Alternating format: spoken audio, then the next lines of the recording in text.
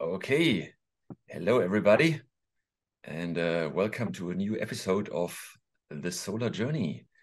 My guest today is Volker Quaschning. Welcome to the show, Volker. Yeah, nice to be here. Yeah, so Volker is a professor for renewable energy systems at the University of Applied Sciences in Berlin, in Germany.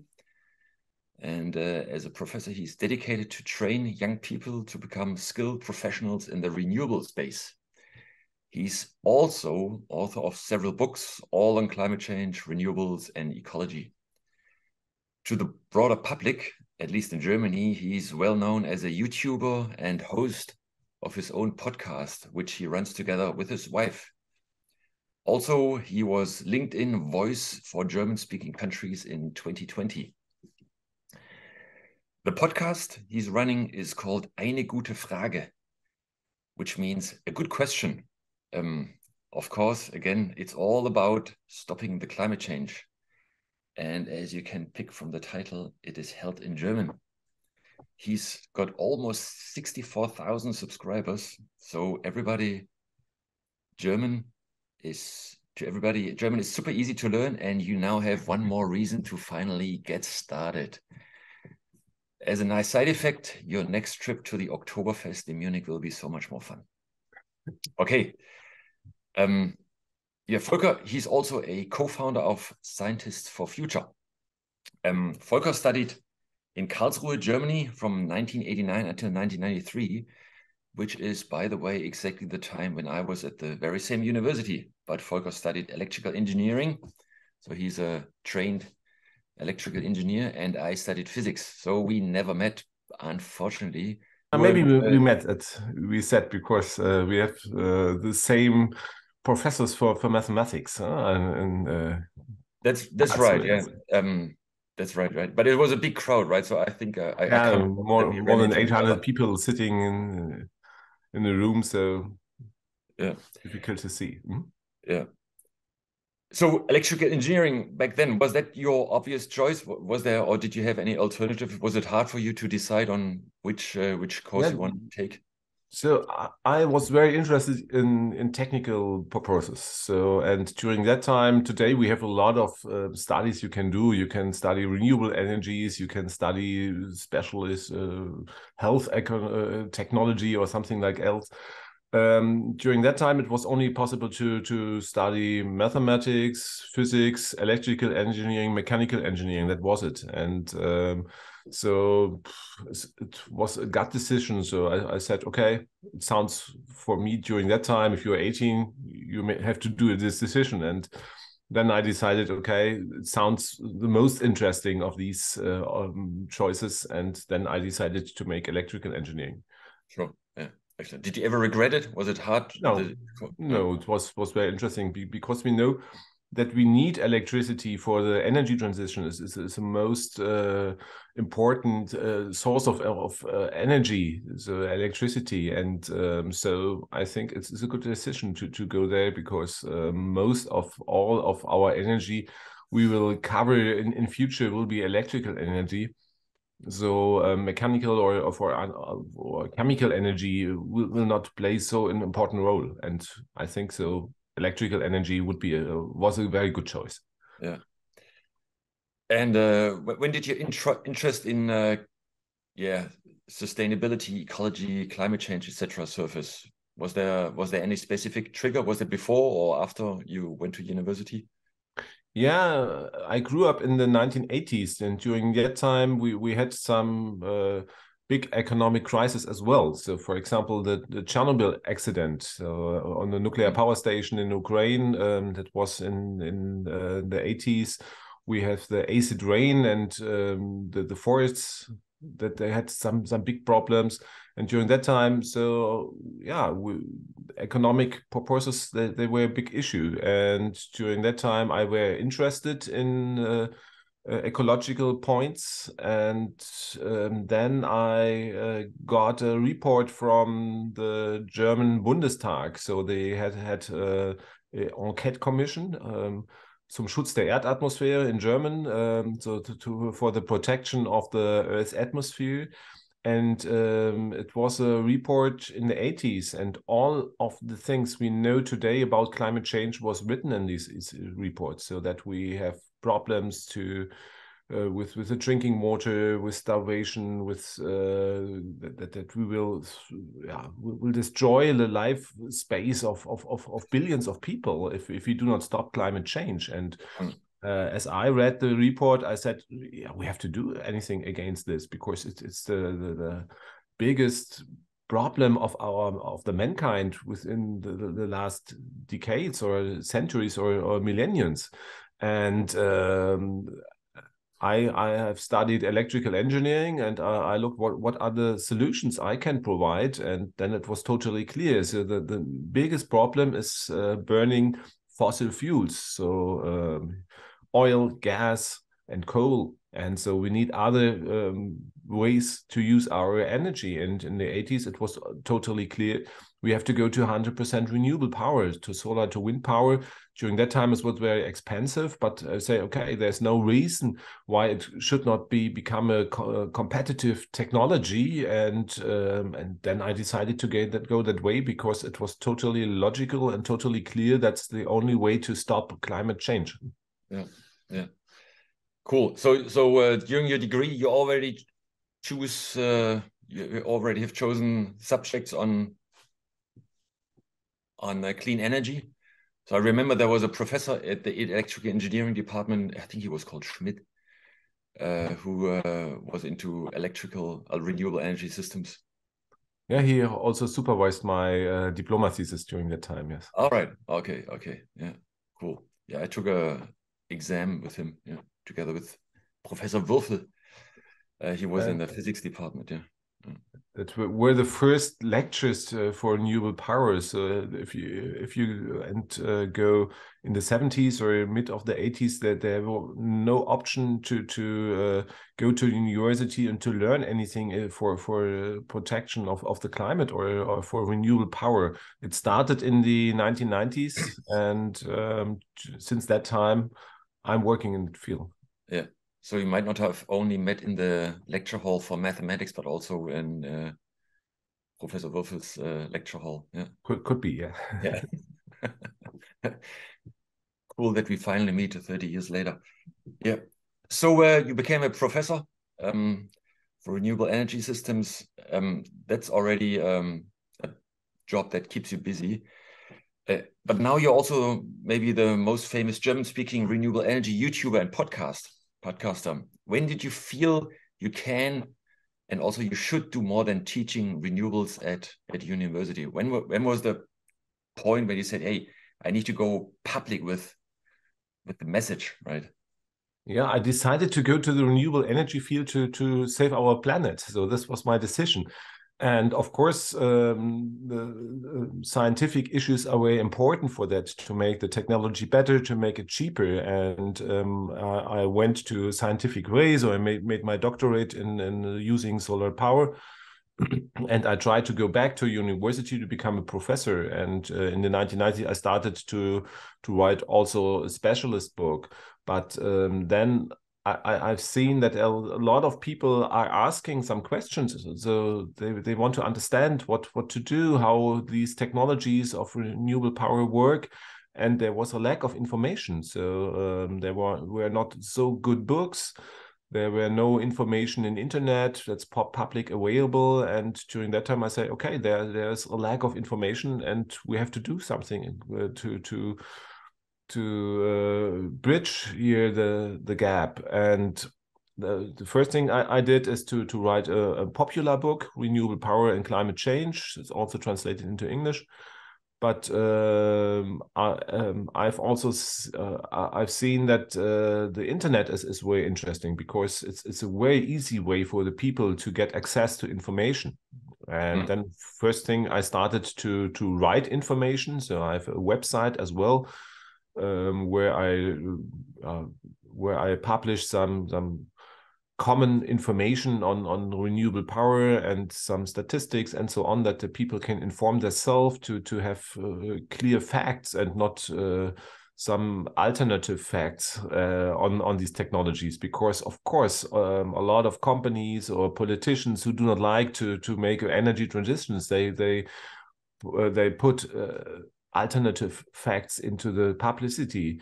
And so I think it's a role of scientific people to make clear and for right information based on facts. And that was what I want to do. And I started with information written in internet. And then we had a small project in our university. There was a small funding for producing some teaching videos, 5 minutes long. And then we did it. And we made some, I think, 5 or 6 videos. And then the project ended. It was over. So it's at the same time, no funding anymore. And then we had the videos, but what should I do with these videos? I can show my students, of course, very interesting, but they can see me live. So it's no point that makes the world better. And then I decided, okay, I have now these videos. Then I put them into the publicity. I started a YouTube channel, and the interest was very good. And this was for me motivation to make more of these videos. And since that time, I'm a YouTuber. Yeah. What did it feel like when you suddenly became a, let's say, public figure? To have your face out there? Do people recognize you? Do people come up to you and talk to you, or are you still below that? Sometimes once a year, for example. But I'm not so popular that all of the peoples on the street, they know me. So that's no big problem. Yeah. What about the ones who disagree with you? I mean, there's positive feedback, and there's particularly on that subject, climate change. There's also people who deny the aspect, and of course, yeah, a lot of people do not want to do climate change because they have to change their life, and it's much easier to say we have no climate problem. There is no climate change. There is. It's a ridiculous idea to make energy based on only on renewable power. So how can you do this? And we have a lot of people who are thinking in this way. They are not going to you personally and say it into your face. So that's these people are going to the social media. They are creating an account with Peter 1650 or something like that, and then they are doing hate speech there. If you look at the social media on the comments, you are on YouTube on the comments. So the first point, I've blocked more than 500 or 800 people on YouTube because there was so lot of hate speech, and no.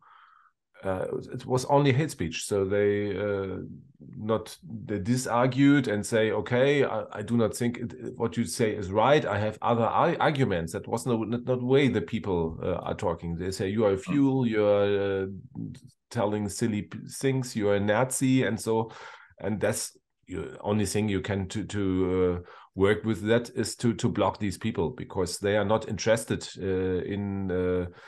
in a discussion and to have the better argument. So they only want to show that you are a fuel, that you're telling silly things because they do not want to change their life and their mind. And that's the problem. And this is a big problem. And if you're looking, for example, to Twitter at the moment, what Elon Musk is doing there, so the problem of fake news and of hate speech becomes even more and more a big problem. And our society have to decide how to work on that. But it's not only a problem of me, it's a problem of all people who are working here in the public field. Yeah. So your wife is also a co-host of your common podcast. How did that evolve? Yeah, we started our podcast during the Corona time, and we were at home. We had nothing to do, and then we decided, we have to do. This was an idea of my wife. They say let's do something together, and of course we had a lot of questions because people knows me and us, and they wrote emails and they didn't reach me. Then they wrote an email to my wife, and they say I have a lot of emails with questions. We cannot answer them. So let's make a podcast where we can answer the most important questions. And that's why our podcast is named That's a Good Question, because the idea was to answer the questions that people have in the field of use of energy, of renewable power, of climate change. And until now, we did, I think, 32 podcasts, and it was very, very good, and a lot of people heard this podcast. Yeah, there's lots of positive comments on your YouTube channel. Should make you feel super happy. Yeah. The production of your videos looks super professional. I get a feel for that because I'm in the same business, same hobby. How do you do that? Do you do that all by yourself, or yeah?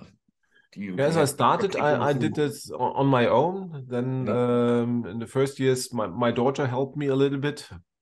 Yeah. And since 1 year, I have a little bit of funding from the Protect the Planet Society. They give me some funding so I can pay a professional director for helping me to produce these videos. Yeah, excellent, wonderful. Yeah. I'm sure it's a lot of work still, right? And I mean, you feel the purpose in your work, but still, what keeps you going, doing podcasts and videos and writing blogs? You're present on events, and also you are a professor. What's your personal source of energy to keep you going, so that you don't run out of energy? Yeah, if you have understood that the climate protection is threatening the future of our children, of our grandchildren, you have to do anything against that. And at the end of my life, I would want to look into the mirror and I want to say, okay, you did everything you can do for that. And that's my point. That's my inspiration I have, because the problem is so big. And if you're looking on the scientific reports, if you're looking on the reports, for example, the IPCC, the Intergovernmental Panel on Climate Change, writes every 3, 4 years. And if you read these reports and if you see what is coming on the mankind, what will be the future if we do not stop that? So I think it's everything you have to do. What I can do, I want to do it, and this is the way I think I have the most or the biggest impact to make videos or to go to the public. And this is because I decided to do that. Of course, I have my job as a professor. I have to do that in parallel, but it works. But of course, it took a lot of time, so it's not possible with a 40-hour weeks. Yeah. You're also one of the co-founders of Scientists for Future. What's your role there, and how does this organization work? Also, how does Fridays for Future work, and what's the interaction between those 4 Fridays groups? Yeah, these are grassroots organizations. The idea of a grassroots organization, everybody who's interested can come and work with the organization. And we have no big funding. That's the other problem. So there are no professional people who are working a whole day on the ideas. So there are some ideas, for example, to make some papers or to for example, a public climate school was also an idea, that to make some lectures for in the internet that the people can look in and to inform the people. So these are the projects that are running at the moment. So if the Fridays for Future, if they have ideas and if they need some scientific support, we also give it to them.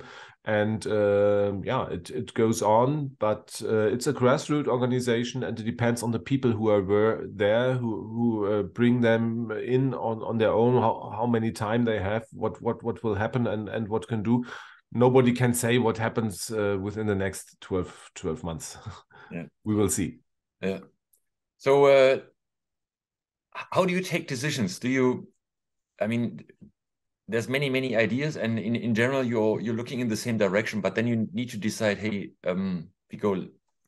we do this event or this event. How do you take decisions? You just take a vote and of the people who joined the event where you take when you Yeah, want to take of a course, position, or we have a how does it? structure where the people who put a lot of time inside, they make some decisions. But if there are people who are interesting to make a paper, or who are interesting to make a new information format, of course, nobody will stop them.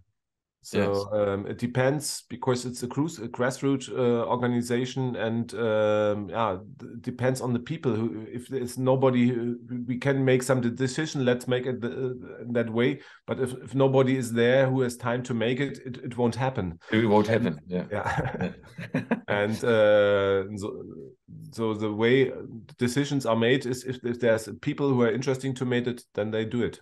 Okay. But do you have something like a general constitution which says you're not going to do this or that, or is there a kind of moral compass? Is there anything written down, but at least by now? I mean, I'm sure in the beginning it's pretty informal, but as the organization grows and there's you don't want to get hijacked also by other people. So who kind of protects the? I mean, for a company, you would say who protects the brand? I mean, who protects the initial purpose of the grassroots organization, or is that not necessary? At the moment, I think it's not really necessary. Of course, we have organization teams, but it's all more or less for organization. But for example, looking to Fridays for Future. So if for example, Luisa Neubauer is going to a talk show, she that didn't talk to all of the people working in the Fridays for Future world. What she should say? Of course, she says what she thinks it's okay, and it's the same with me or with other people, because Yeah. I think it's totally clear, because if you're looking on the climate scientific reports, it's totally clear what we have to do. So the guidelines for climate protection are totally clear. And I think it's not really necessary to say what you can do, or what you can say. The people who are working in the scientific field, they know what to say, and I think it works. Phenomenal, cool. When you work in a, let's say, hierarchical company, um, and compare that with such a grassroots organization, it's interesting that these two very different types of structures both work, and that even that a grassroots organization works so well, right? Because the impact the X for Future teams have is phenomenal. Yeah, really cool. You have so many work streams. You're a professor, a scientist, a podcaster, a speaker, an author.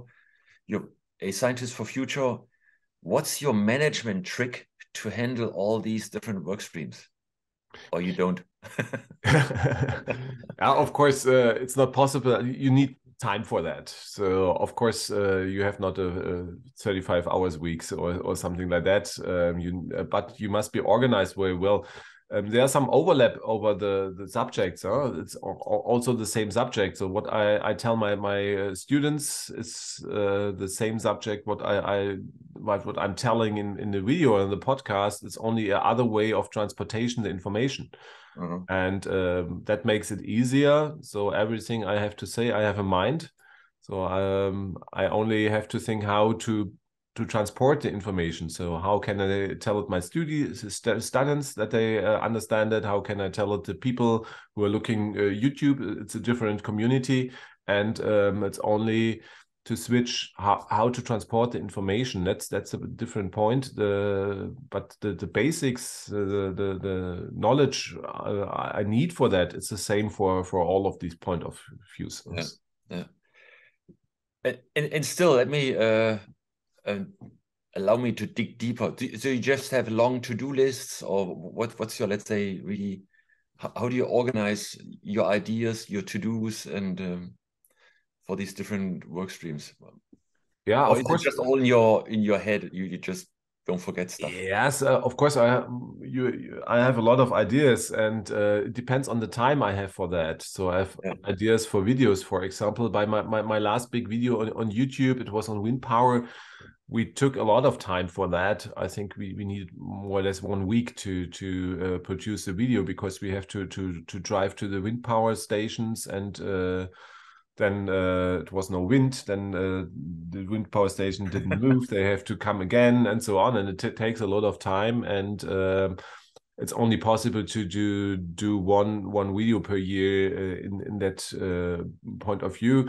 We have the small videos that are easier to make, and can do much faster. And then it depends how much time you have. I have a lot of ideas. So if the week have 300 hours, we will produce much more ideas. But of course, I have the job as a professor, so I have to do my job. That's important. And then I have some hours per week I can spend in these activities. And then I have to decide, okay, what subject is interesting, and how can I make this in the most efficient way, or how can transport this in the most efficient way.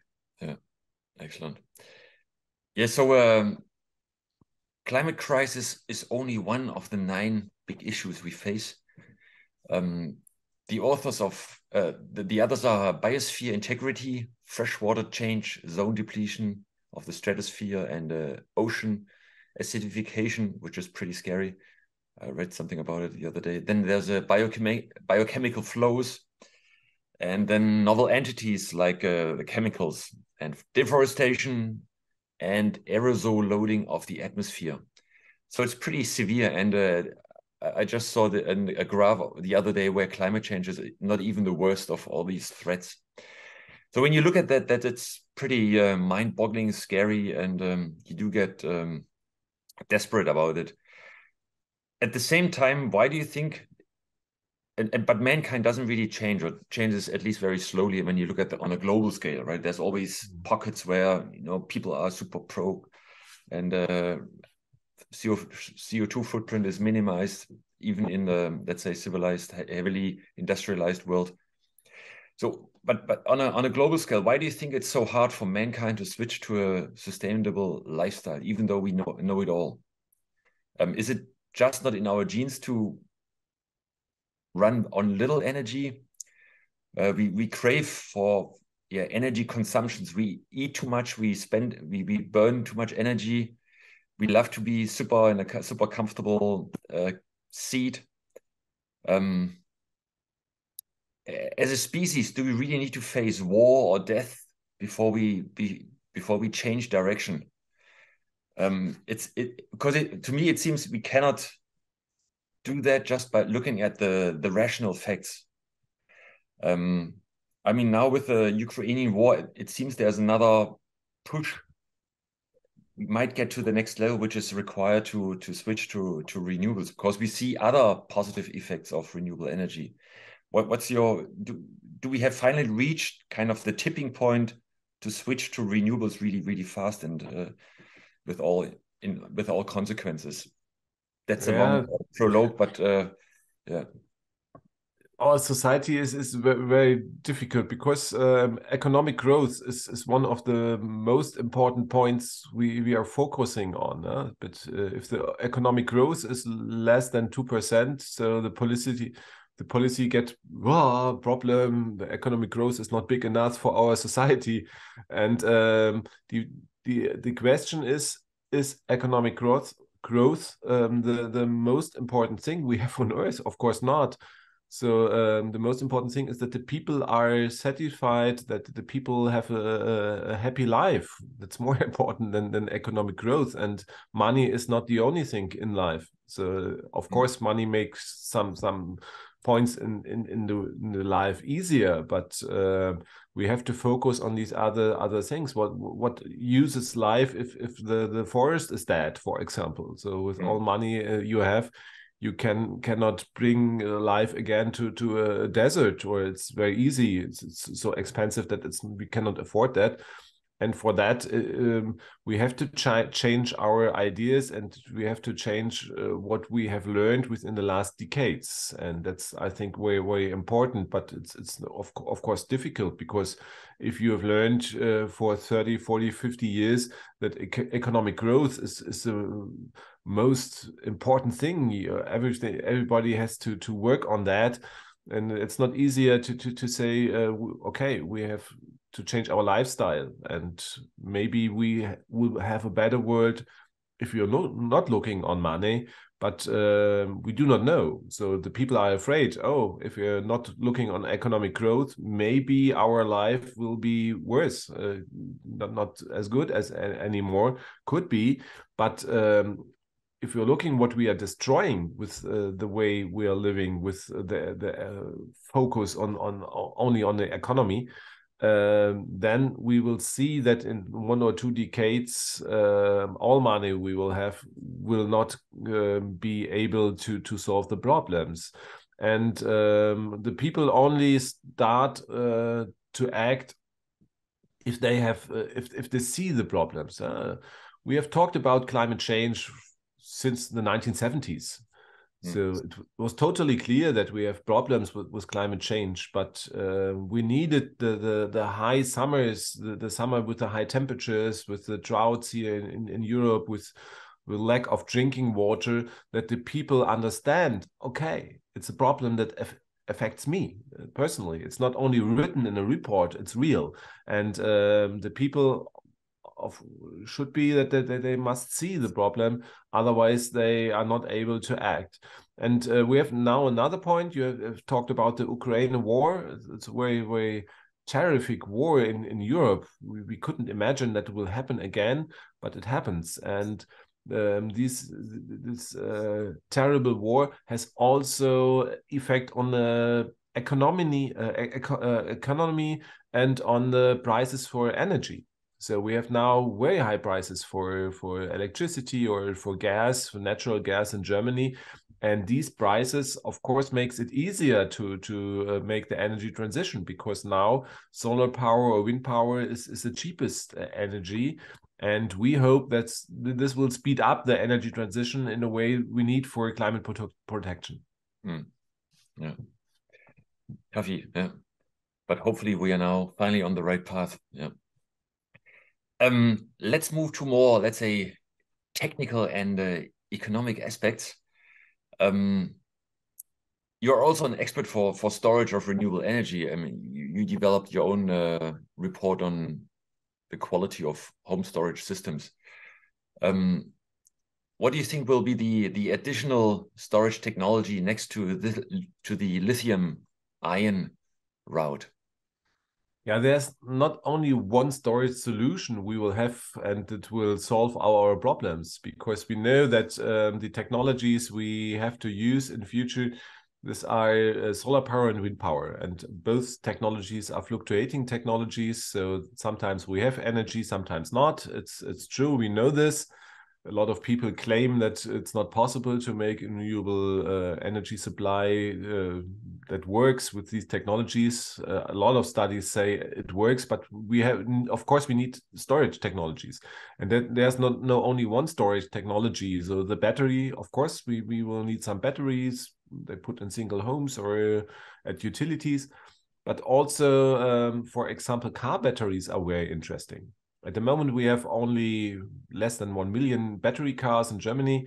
But imagine if we have 10 or 20 million battery cars. So the battery capacity then is so high that the car batteries can run our electricity system a whole night long. And we know in future when we need the cars. So there's a link from the car to our schedule, and the car knows, okay, tomorrow I have to run 100 kilometers. So then, of course, half of the battery we can use for the energy system, and you can earn some money with that. And for that, I think it's a very interesting point, because with the car batteries in 10 years, we can cover the storage demand for several hours.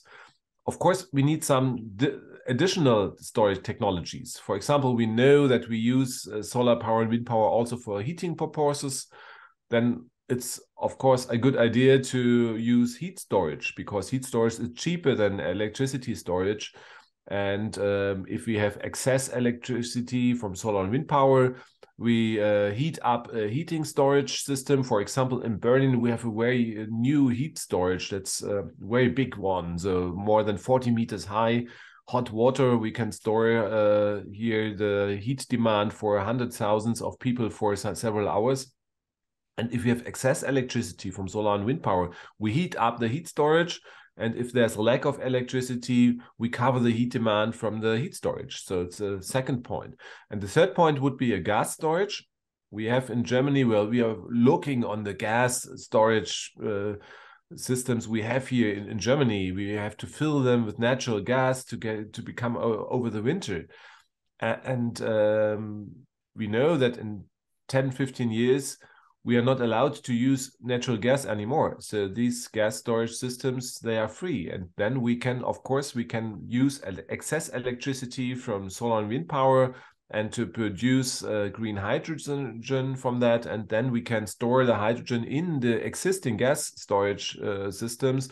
And if there's a lack of electricity, we can use the hydrogen, produce electricity, and then we have a safe and reliable energy supply. Mm. Excellent, thanks. What can you, I mean, there's lots of discussion about the lithium batteries, about the sustainability of that technology. You own a Tesla yourself, at least I saw you driving one in one of your videos. Why did you go for a battery-powered car versus a fuel cell car which runs on hydrogen? What's your take? Will you maybe change to a fuel cell car in the future, or do you think? No, also fuel cell car is not a good idea. Tesla, as well as is also a problem now. If you're looking on the way Elon Musk develops, so yeah, climate change, yeah, it's a marketing gag for him, but he does not really think that it's possible, that is a problem that they have to solve. So maybe other car companies are better than Tesla, but we know that the battery car is the most efficient way for covering if you want to have a car, for example. You have to talk about cars in the first step. Yeah. So the cars is a car is not very efficient way for the transportation. It's better to use public transportation systems or bicycles or something like that. But of course, we need some cars in 10 or 20 years. We won't have a world without cars. And if we want to have a car, then we know that if you're going to a fuel cell, you have to produce the hydrogen. And the production of hydrogen, there are some efficiencies in the systems, and they are very low for the hydrogen production, and you have a lot of losses. And if you want to run a hydrogen car, you need more than double or triple of the electricity to run a battery car. So of course you have to install these systems. So a fuel cell car is also an electric car. The people do not know or do not understand this. You have also the electric motor. You have also a battery inside a fuel cell car. It's only smaller than a conventional battery car. You have a hydrogen storage. So the fuel cell car is more complicated. And running a fuel cell car needs more energy. We need more wind power station, more solar power stations. So the fuel cell car is not a better option. It's even worse. So if you say car itself is a problem, you have to decide to sell your car and to use public transportation. That's the only option. And a fuel cell car is not better than a battery car. Yeah. Yeah. Still, there's quite a hype about hydrogen. What's your take on that? Where do you mentioned earlier hydrogen will be a source for seasonal storage, so to take we need hydrogen energy from summer to winter, but to me it seems there's too much hype about hydrogen, and I wonder where that comes from, right? Because I think it's not the key question, because it's about building solar and wind farms, right? It's not necessarily about hydrogen, right? And I have my thoughts on this, but I would like to understand what your thoughts are. It's totally true. So if you look how to become carbon dioxide free, we know that there are some sectors where we need hydrogen. For example, it's not possible to produce steel without carbon dioxide emissions if you do not use green hydrogen. So it's not possible to produce some chemical products without hydrogen if you want to make it carbon dioxide free. So if you're looking on the long-term storage, I've talked before, we also need hydrogen. But if you're looking on the car, for example, so a car is a very inefficient way if you're going to hydrogen to use energy. Also for heating purposes, for example, burning hydrogen in the heating system is a very silly way to use energy, because we have there very more efficient systems, it's electrical heat pump. So it's 3 or 4 times more efficient than a gas heating system. So, and we have to save energy, and then we have to use in the fields where we have alternatives, there we have to use the more efficient technologies. For example, in the heating purposes, the heat pump. If you're going to transportation sector, of course, the battery car is better. And in these fields, hydrogen does not make sense anymore, because we need so much energy to produce the hydrogen. If you're looking to other fields, for example, the steel production, or for example, if you're going to the flight, to the airplanes, to running an airplane climate compatible within the next 2 or 3 decades will be only possible with hydrogen. In that field, we need it, but we have to keep in mind that will bring the costs to a higher level. So running an airplane with green hydrogen will double the cost for the flight. And for me, it's no problem. I think flights are too cheap. We see not in the costs the problems we produce here using an airplane. So the double of the cost will make the way we use the airplanes in a better way, because we think more about if it does make sense to make a flight. But of course, hydrogen make it expensive, and hydrogen needs a lot of energy to produce. And due to that, we have to focus hydrogen on these sectors where we have no alternative. So talking about flying and hydrogen, will it be hydrogen or some other e-fuel, like even kerosene produced from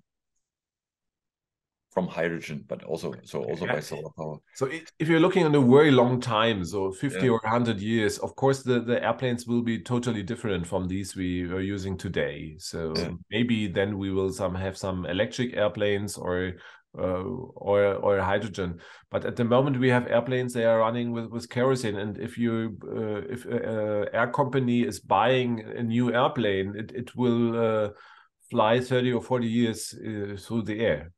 And for the existing airplanes, the only option is to make e-fuels, so to produce green hydrogen. And from this green hydrogen, we can produce green kerosene, but it's expensive. It will be very expensive. So the cost for using an airplane will double. And for that, it's very important that the policy says, okay, for example, in Europe, it's not allowed to run airplane with conventional kerosene, with fossil fuels anymore within the next 5 or 10 years, because this will destroy all our efforts here we are doing for climate protection. Yeah. So will you be able to fly from Berlin to, say, Vancouver without flight shame during your life? I stopped using the airplane 3 or 4 years ago, so I'm not flying anymore. So I think this is a very good decision, because every time I use the airplane also for business flights, I have a fight in my own. So I think you're going to a conference, making a lecture there, and for that lecture you spend 5, 6, 8 tons of carbon dioxide. So it's ridiculous how high is the carbon dioxide emission only for one flight. So you're doing in your life, you're thinking, how to separate waste, how to stop eating a little bit lower meat, and then you're using an airplane, and only in half an hour you have destroyed all your carbon dioxide balance you have. And for me, it's no option anymore. You can do it with video communication. You can make a phone call. I have not to go anymore. It's my decision. It's not able for everybody, but since we have climate neutral, until we have climate neutral flights, I will not use the airplane anymore. And I'm afraid that will be need 30-40 years that the air companies will stop or slow down the development for clean kerosene, because of course, if the flight will be more expensive, they can sell lower number of flights. And this will be a big fight in the air community. And for that, I think we have to stay on ground. Yeah. So 30 to 40 years it will take. That means the both of us will never. I'm afraid it will be possible in 10, but if you're looking to our companies and our policy, I'm not convinced that they use or that will bring the technologies in 10 years to all of the airplanes, even if you're looking on the costs. Yeah.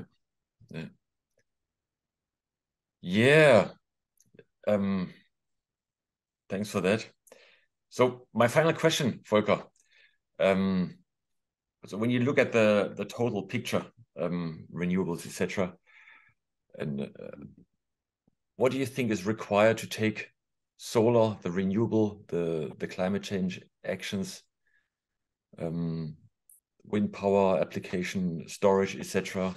What is required to take it to the next level, to really roll out the technology faster, to change mindset faster?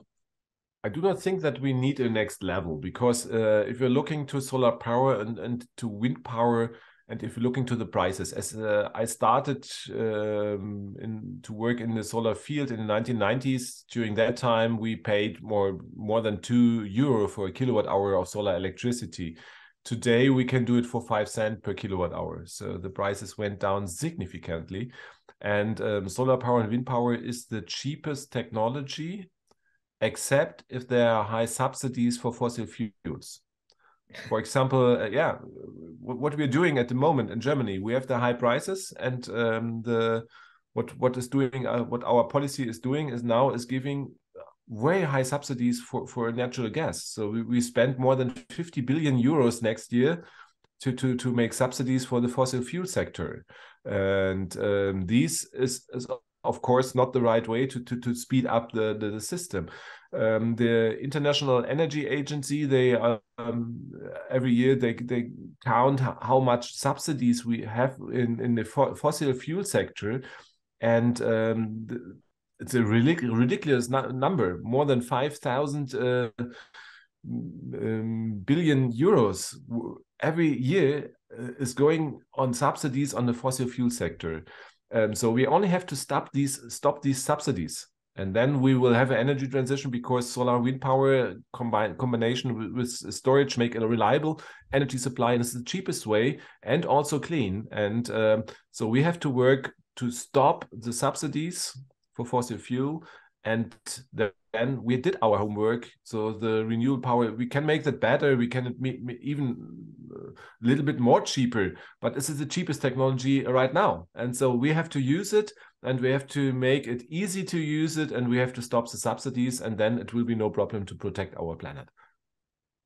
Wonderful closing line. Stop the subsidies. Volker, thanks a lot for joining the Solar Journey today. All the best for your future work. Thanks a lot. Thank you for the invitation.